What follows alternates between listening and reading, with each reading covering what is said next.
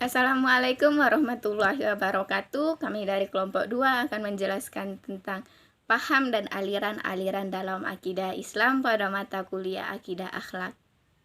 Ada beberapa poin yang akan kami jelaskan. Yang pertama, sejarah munculnya aliran-aliran dalam akidah Islam. Yang kedua, latar belakang kemunculannya. Ketiga, ajaran-ajaran pokok aliran dalam akidah Islam. Yang keempat, tokoh-tokohnya. Dan yang kelima, macam-macam aliran dalam akidah Islam yang akan kami jelaskan pada video berikutnya. Assalamualaikum warahmatullahi wabarakatuh. Perkenalkan, nama saya Muhammad Ali Putra Effendi. Saya akan menjelaskan materi yang pertama, yaitu sejarah munculnya aliran dalam akidah Islam. Sepeninggal Nabi Muhammad SAW, timbul persoalan di Madinah, yaitu siapa pengganti beliau untuk mengepalai negara yang baru lahir itu. Dari sinilah mulai bermunculan berbagai pandangan umat Islam. Sejarah meriwayatkan bahwa Abu Bakar As-Siddiq yang disetujui oleh umat Islam ketika itu untuk menjadi pengganti Nabi Muhammad SAW dalam mengepalai Madinah. Selanjutnya, Abu Bakar digantikan oleh Umar bin Khattab. Kemudian Umar digantikan oleh Utsman bin Affan. Munculnya perselisihan. Masa pemerintahan Ali merupakan era kekacauan dan awal perpecahan di kalangan umat Islam. Namun, bibit-bibit perpecahan itu mulai muncul pada akhir kekuasaan Utsman. Pada masa pemerintahan Khalifah keempat ini, perang secara fisik beberapa kali terjadi antara pasukan Ali bin Abi Thalib melawan para penentangnya. Peristiwa-peristiwa ini telah menyebabkan terkoyaknya persatuan dan kesatuan umat. Sejarah mencatat paling tidak ada 2 perang besar pada masa itu. Perang pertama adalah Perang Jamal atau Perang Unta yang terjadi antara Ali dan Aisyah yang dibantu Zubair bin Awam dan Talha bin Ubaidillah. Perang kedua adalah Perang Siffin yang berlangsung antara pasukan Ali melawan tentara Muawiyah bin Abu Sufyan. Selanjutnya, latar belakang kemunculan. Yang pertama, peristiwa terbunuhnya Khalifah Utsman. Utsman diangkat menjadi khalifah melalui musyawarah yang dilakukan oleh Utsman bin Affan, Ali bin Abi Thalib, Talha bin Ubaidillah, Zubair bin Awam, dan Sa'ad bin Abi Waqqas. Dan yang terpilih menjadi khalifah untuk menggantikan Umar adalah Utsman. Setelah Utsman wafat, kekhalifahan berpindah ke tangan Ali bin Abi Thalib. Namun pengangkatan Ali menjadi khalifah tidak dalam kondisi yang menguntungkan karena ia diangkat dalam kondisi yang tidak stabil. Tak heran jika dorongan terhadap kekhalifahannya berdatangan mulai dari Talha bin Zubair dan Muawiyah. Tentangan keras muncul dari Muawiyah yang menuduh Ali terlibat dalam terbunuhnya Utsman. Perseteruan tersebut akhirnya melahirkan Perang Siffin. Selanjutnya, dampak arbitrase. Kekisruhan politik akibat terbunuhnya Utsman pada tahun 35 Hijriah berlanjut di masa Ali. Kekisruhan ini mencapai klimaks dengan meletusnya perang Jamal atau Perang Unta. Pada masa 35 Hijriah atau 656 Masehi, antara pasukan Ali dengan pasukan Aisyah yang dibantu oleh Zubair dan Talha yang disusul dengan Perang Siffin. Pada masa 36 Hijriah atau 657 Masehi, antara pihak Ali dan Muawiyah dalam arbitrase ini diangkat 2 orang sebagai arbitrer, yaitu Ammar bin As dari pihak Muawiyah dan Abu Musa al-Asy'ari dari pihak Ali. Di antara kedua ada kemufakatan untuk menjatuhkan kedua pemuka itu. Ali dan Muawiyah, Abu Musa mengumumkan tentang penjatuhan kedua orang yang saling bertentangan tersebut. Namun Ammar bin As hanya menyetujui penjatuhan Ali dan menolak penjatuhan Muawiyah. Dari segi politik, Perang Siffin yang berakhir dengan arbitrase itu tidak diterima oleh kelompok Ali dan menjadi alasan mereka untuk memisahkan diri dari golongan Ali. Mereka membentuk kelompok yang dinamakan dengan Khawarij. Mereka mudah mengkafirkan orang yang berjalan di luar hukum-hukum Tuhan, utamanya untuk membawa konsekuensi dosa-dosa. Pendapat Khawarij mengenai pelaku dosa besar mendapat tentangan dari Murji'ah. Menurut mereka, pelaku dosa besar ia tidak kafir, tetap mukmin. Soal dosa besar mereka serahkan kepada Tuhan di hari perhitungan.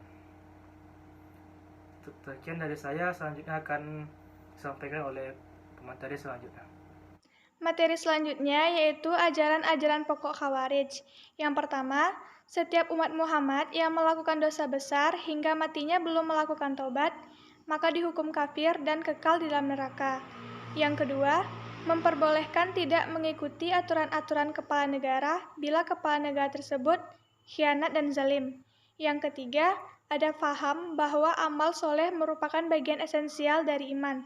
Oleh karena itu, para pelaku dosa besar tidak lagi disebut muslim, tetapi kafir. Yang keempat, yaitu keimanan itu tidak diperlukan jika manusia bisa menyelesaikan masalahnya sendiri. Namun demikian, karena pada umumnya manusia tidak bisa menyelesaikan masalahnya sendiri, maka kaum Khawarij mewajibkan semua manusia untuk berpegang kepada keimanan. Selanjutnya, yaitu ajaran-ajaran pokok Al-Murji'ah. 1. Bidang teologi. Iman hanya dibatasi dengan pembenaran, sedangkan perbuatan tidak termasuk ke dalam pengertian iman. Hal ini mengandung konsekuensi bahwa semua orang yang beriman kepada Allah dan Rasul-Nya hanya sebatas membenarkan disebut mukmin walaupun berbuat dosa besar. Oleh karena itu, orang yang berdosa besar menurut golongan ini tetaplah mukmin, bukan kafir. Selama meyakini dua kalimat syahadat, seorang muslim yang berdosa besar pun tidak dihukum kafir. Hukuman terhadap perbuatan manusia ditangguhkan. Artinya, hanya Allah yang berhak menjatuhkannya di hari akhirat. Yang kedua, yaitu bidang politik. Kaum Murji'ah berpendapat bahwa semua orang Islam yang pantas berhak untuk menjadi khalifah. Berbeda dengan Syiah yang berpendapat yang berhak menjadi khalifah ialah Ali dan keturunannya. Dalam pandangan ini dapat dipahami bahwa golongan Murji'ah dapat menerima kekhalifahan Muawiyah. Penjahat dapat dihukum sesuai dengan ketentuan tanpa dikucilkan dari masyarakat. Tokoh-tokoh kelompok Khawarij. 1. Urwah bin Hudair. 2. Najah bin Uwaimir. 3. Mustaurid bin Sa'ad. 4. Quraib bin Marah. 5. Hausara bin Asadi. 6. Najah bin Amir. 7. Ubaidillah bin Bashir. 8. Zubair bin Ali. 9. Qatari bin Hujah. 10. Abdul bin Robih.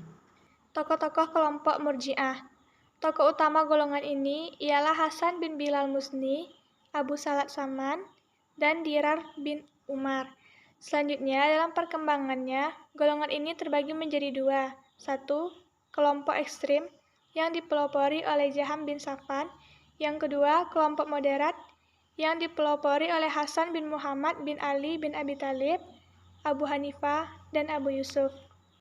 Kaum Murji'ah terbagi menjadi dua golongan. Yang pertama, Murji'ah moderat. Bahwasannya orang yang melakukan dosa besar bukanlah kafir dan tidak kekal di neraka, melainkan akan dihukum di neraka sesuai dengan besarnya dosa yang telah ia lakukan. Dan ada kemungkinan bahwa Allah akan mengampuni seluruh dosanya tersebut. Perihal iman, Murji'ah moderat berpendapat, iman ialah pengetahuan dan pengakuan akan segala yang datang dari Allah. Bahkan, iman tidak memiliki sifat bertambah ataupun berkurang, dan tidak ada perbedaan di antara manusia dalam keimanan. Yang kedua, yaitu Murji'ah ekstrim. Setiap muslim yang beriman kepada Allah dan kemudian menyatakan kekufuran secara lisan, dia tidak dikatakan kafir. Karena iman dan kafir tempatnya di dalam hati, bukan pada bagian lain dari tubuh manusia. Sekalipun seseorang itu menyembah berhala, bagi Allah orang itu tetap seorang yang sempurna keimanannya.